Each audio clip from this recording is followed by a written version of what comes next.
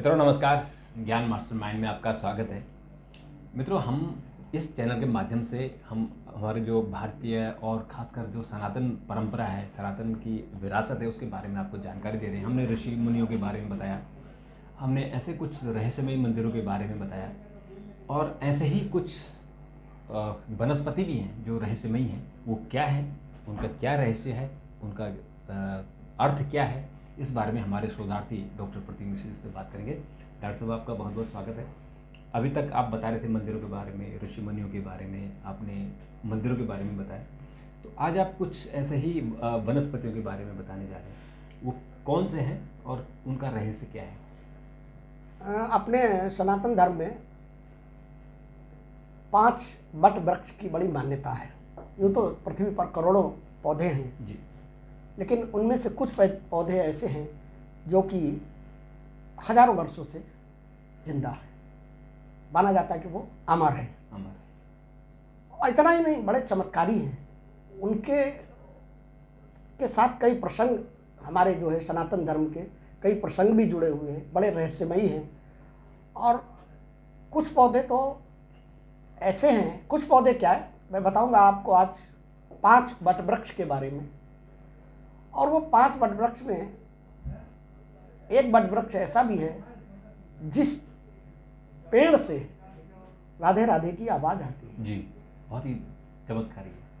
अब देखिए, ये एक रहस्य है, एक चमत्कार है या ईश्वर की सत्ता है।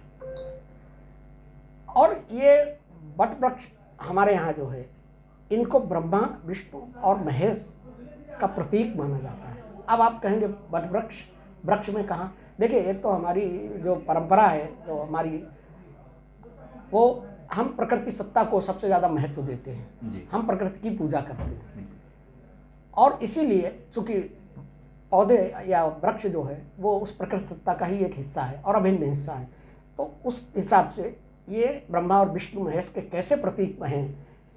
जो बट वृक्ष है, इसकी जो जड़ें होती हैं, आपने देखी होगी, बहुत जड़ें होती है। हाँ, बहुत गहरी जड़ें भी होती है, ऊपर एरियल जड़ें भी होती हैं। हाँ, तो जो जड़ें हैं ये ब्रह्मा का प्रतिनिधित्व करती हैं, मतलब सृष्टि की उत्पत्ति जिन्होंने की है उससे आप जोड़िए इनको। तना और जो शाखाएं हैं इन बट वृक्षों की, वो विष्णु भगवान का प्रतीक है, मतलब पालनहार का है। और जो इनकी जो एरियल जो है, जो बट वृक्ष में जो ऊपर से जड़ें लटकती हैं, जिनको एरियल रूट्स कहते हैं, वो जो है भगवान महादेव का जो है प्रतिनिधित्व करती हैं, जो संहार और पुनर्जन्म का है। अपने यहाँ हिंदू धर्म में इस तरीके के 5 बट वृक्षों का उल्लेख है। और उसमें एक तो ज़्यादातर लोगों को प्रयाग के अच्छे बट के बारे में पता है। प्रयाग के बहुत फेमस है। हाँ, बहुत फेमस है। दूसरा एक नासिक में है, वो पंचवट नाम से जाना जाता है। एक वृंदावन मथुरा में है, बंसी वट नाम से जाना जाता है। और एक गया में है जिसे गया वट कहते हैं, जिसे हम लोग आज बोधि वृक्ष के नाम से जानते हैं। जिसका सीधा गौतम बुद्ध से संबंध है, जिन्होंने उसके नीचे बैठकर जो है परम तत्व को प्राप्त किया था, ज्ञान को प्राप्त किया था। और एक 5वां जो है वो उज्जैन में सिद्ध वट है। और ये 5 जो वट हैं ये न केवल हजारों वर्ष पुराने हैं, बल्कि ये एक तरीके से अमर भी हैं। अब ये सारे ऐसे बट वृक्ष हैं जिनके नीचे बड़े बड़े योगियों ने, बड़े बड़े ऋषियों ने न केवल समाधि लगाई है, तपस्या की है, बल्कि ज्ञान भी प्राप्त किया है। और ऐसा माना जाता है कि इन बट वृक्षों का जो ब्रह्मांड की जो एनर्जी है, उस एनर्जी से सीधा इनका कनेक्शन है।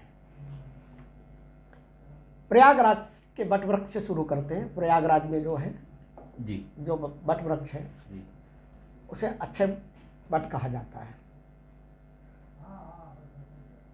ये सारे के सारे जो बट वृक्ष हैं, इनके बारे में जो हमारे धर्म में, हमारे जो ग्रंथों में जो इनके बारे में बताया गया है, तो उसमें ये बताया गया है कि ये स्वयंभू हैं। मतलब किसी व्यक्ति के द्वारा रोपित बीज से ये पौधे नहीं बढ़े हुए हैं। अच्छा, ये कुदरती है। कुदरती है और अमर हैं। ये जो प्रयागराज का जो बट वृक्ष है, इसके बारे में जो मान्यता है हमारे यहाँ, पौराणिक मान्यता है कि ये सृष्टि के प्रारंभ से ही है और भगवान विष्णु की कृपा से जो है ये वृक्ष हुआ था। इसके बारे में जो कहा जाता है कि महर्षि मार्कंडेय ने एक इसका बड़ा डिटेल में वर्णन किया है। और महर्षि मार्कंडेय ने भगवान विष्णु से पूछा कि भगवान जब प्रलय होगी तो उस समय संसार ये कैसा होगा, मतलब मुझे बताइए, दिखाइए। तो भगवान ने मार्कंडेय ऋषि को प्रलय का पूरा चित्रण, जैसे कि सिनेमा में आप चित्रण देखते हैं ना, उसी तरीके का पूरा चित्रण दिखा दिया, जिसमें पूरी पृथ्वी जो है वो जल से जलमग्न थी और एक छोटा सा वट वृक्ष उसके ऊपर खड़ा हुआ था। और इस वट वृक्ष के एक पत्ते पर भगवान विष्णु एक बाल स्वरूप में बैठे हुए इस पूरी अलौकिक घटना का आनंद ले रहे थे। प्रलय हो रही थी। इस वृक्ष को मोक्ष या मनोकामना पूरा करने वाला भी मानते हैं, इसीलिए इसको मनोरथ वृक्ष भी कहते हैं। यहाँ पर जैन धर्म के तीर्थंकरों ने भी कठिन तपस्या इस वट वृक्ष के नीचे की और ज्ञान प्राप्त किया जी। भगवान राम और सीता जब वनवास के समय जा रहे थे तो भारद्वाज ऋषि उनको लेकर जा रहे थे। तो भारद्वाज मुनि जी ने कई जगह आश्रय मांगा उनके लिए, लेकिन सब पेड़ पौधों ने और सब ने मना कर दिया, क्योंकि सबको कैकेयी का डर था कि कैकेयी के कोप का भाजन कौन बनेगा। लेकिन जब इस वट वृक्ष के पास आए तो भगवान राम ने कहा कि हे वट वृक्ष, क्या मुझे आज रात्रि विश्राम करने के लिए आश्रय देंगे? तो उन्होंने कहा कि कोई प्रॉब्लम नहीं, आप आराम से रहिए और जब तक इच्छा हो तब तक रहिए।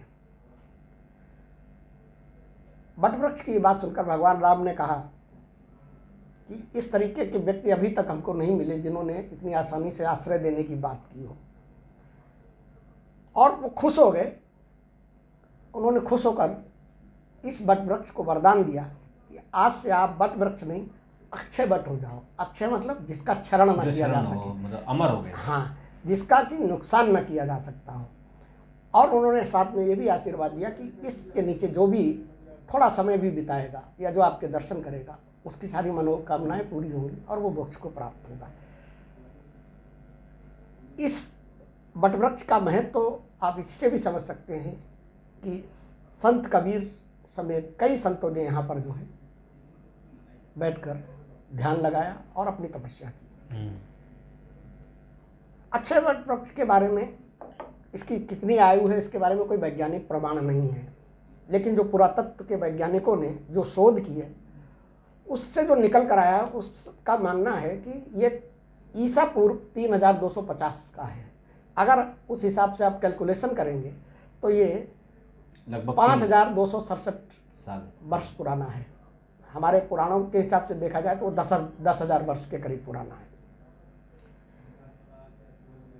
आप ये समझिए कि जब ह्वेनसांग चीनी यात्री आया था तो उसने भी इस वट वृक्ष के बारे में अपनी यात्रा में वर्णन किया है। कालिदास ने रघुवंश की रचना जो है उसके कुछ रचना का कुछ अंश इसके नीचे बैठ के किया था। भगवान बुद्ध ने भी इस अक्षय वट के नीचे कुछ दिनों तक तपस्या की थी। एक ग्रंथ है द्वादश माधव, उसके अनुसार बाल मुकुंद माधव ने इसी अक्षय वट में वो विराजमान रहते, जो उनकी मान्यता है। और सबसे बड़ी बात क्या है कि प्रयाग को तीर्थराज कहा जाता है। तीर्थराज क्यों कहा जाता है? क्योंकि सबसे पहला यज्ञ जो है प्रयाग में हुआ था। और वो किसने कराया था? ब्रह्मा जी ने कराया था। तो ब्रह्मा जी ने एक बहुत बड़ा यज्ञ किया था, जिस यज्ञ में वो स्वयं पुरोहित थे, भगवान विष्णु यजमान थे और भगवान शिव उस यज्ञ के देवता बने थे।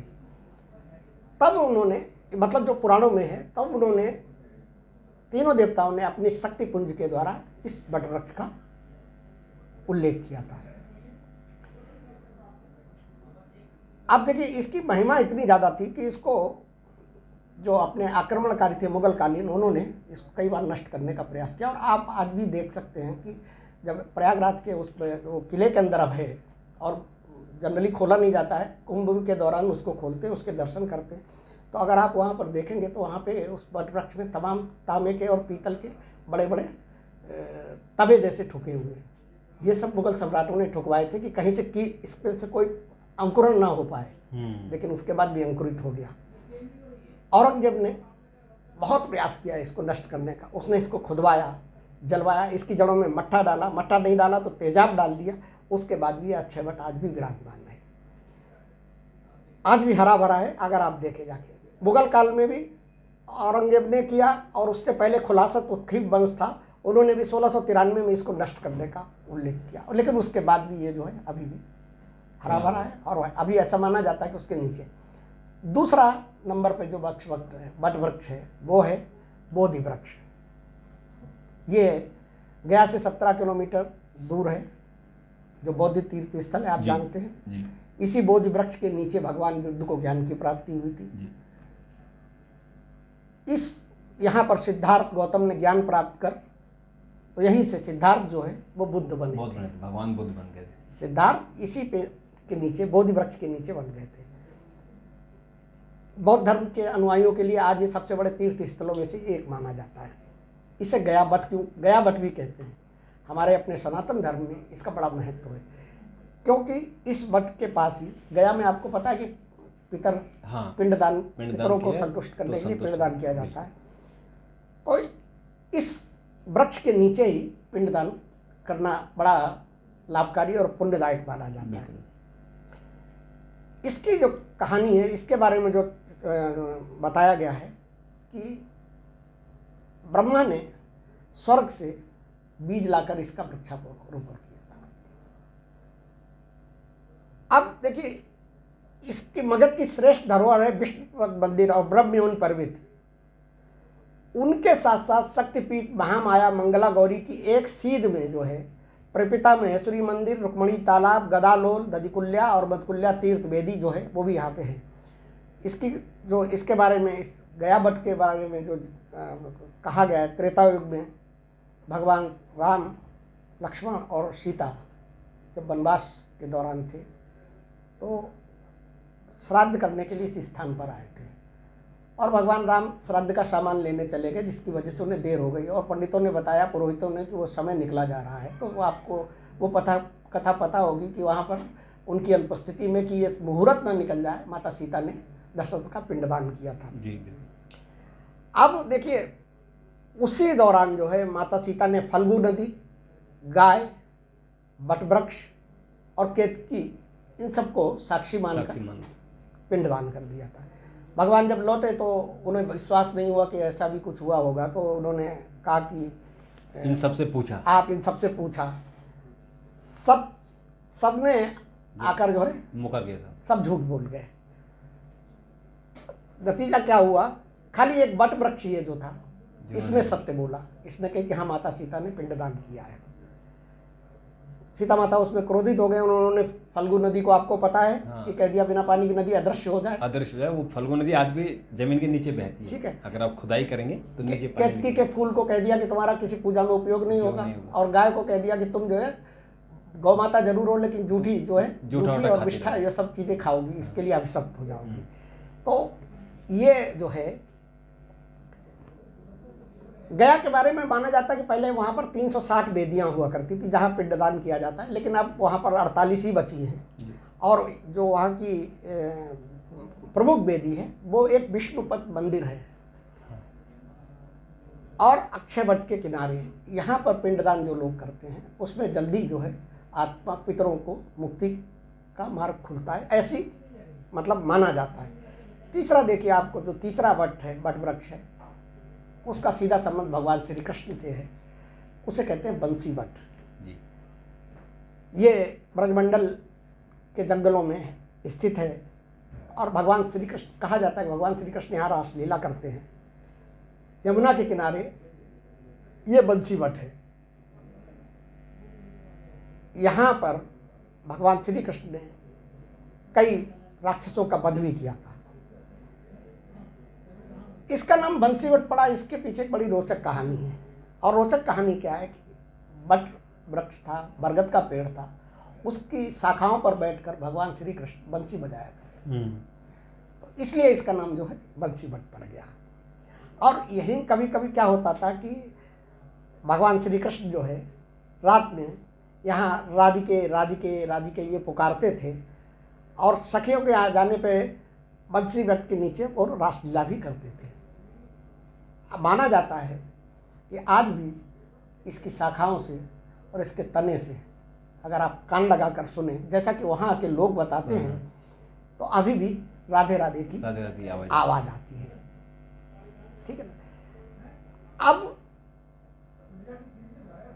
और इतना ही नहीं, राधे राधे की आवाज़ के साथ कभी कभी आपको ढोल की आवाज़ आएगी, कभी कभी मृदंग की आवाज़ आएगी। तो माना जाता है कि इसके नीचे बैठ के भी आपकी सारी मनोकामना पूरी होती है। अब एक और पंचवट है, जो चौथा वट है, वो नासिक में है, गोदावरी के किनारे नासिक में ये है, जिसे पंचवट कहते हैं। ये वो पंचवटी एरिया है, इसलिए इसे पंचवट कहा जाता है, जो पंचवटी एरिया था। इस क्षेत्र में लक्ष्मण द्वारा शूर्पणखा की नाक काटे जाने की वजह से ये क्षेत्र नासिक के नाम से प्रभावित हुआ। यहाँ पर भगवान राम और सीता लक्ष्मण सहित वनवास काल में काफ़ी दिनों तक रहे थे। यहीं से लंका के राजा रावण ने माता सीता का हरण किया था। भगवान राम, सीता और लक्ष्मण कुछ समय के लिए इस स्थान पर रहे थे और इस स्थान को इसीलिए पंचवटी के नाम से भी प्रसिद्ध है। बिल्कुल। पंचवटी पौराणिक ग्रंथ स्कंद पुराण के हेमाद्रीय व्रतखंड के अनुसार पंचवटी का वर्णन जो है उसमें कहा गया कि पीपल, बेल, बट, धातु और अशोक, उस जंगल में ये 5 प्रकार के पौधे पाए जाते थे, इसलिए उसे पंचवटी कहा जाता है। और ये भी उसमें बताया गया है कि इसकी स्थापना 5 दिशाओं में करनी चाहिए। पीपल को पूर्व दिशा में, उत्तर दिशा में, बट पश्चिम दिशा में, घृत दक्षिण दिशा में आंवले का स्थापना करनी चाहिए। चीनी यात्री ने इस बट वृक्ष के बारे में भी जो है अपनी यात्रा में वर्णन किया हुआ है। 5वां जो बट है वो सिद्ध बट नाम से जाना जाता है। ये उज्जैन के पास है, शिप्रा नदी के किनारे है। और देखिए सबसे बड़ी बात इनकी महत्ता देखिए आप सनातन धर्म में, कि ये सारे बट वृक्ष जो है महान नदियों के किनारे है। और जहाँ वो यमुना के किनारे है, वो प्रयागराज गंगा के किनारे है, वो नासिक में गोदावरी के किनारे है, और ये जो है शिप्रा नदी के किनारे है। ठीक है ना। स्कंद पुराण में जो वर्णन किया गया उसमें वर्णन किया गया माता पार्वती ने इस बट वृक्ष को लगाया था और इसकी वो पूजा करती थी। एक और कहानी है कि जो महादेव और माता पार्वती के पुत्र थे कार्तिकेय, उनको इसी बट वृक्ष के नीचे है सेनापति नियुक्त किया गया था और इसी एरिया में उन्होंने तारकासुर का वध किया था। पुराणों में लिखा हुआ कि वहाँ नाग बलि, नारायण बलि का विशेष महत्व है। हालांकि अब ये चीज़ें समय के साथ बदल गई हैं, लेकिन अभी भी वहाँ कम से कम शनि पूजा वगैरह तो करते हैं। हाँ, अभी भी पूजा करते हैं।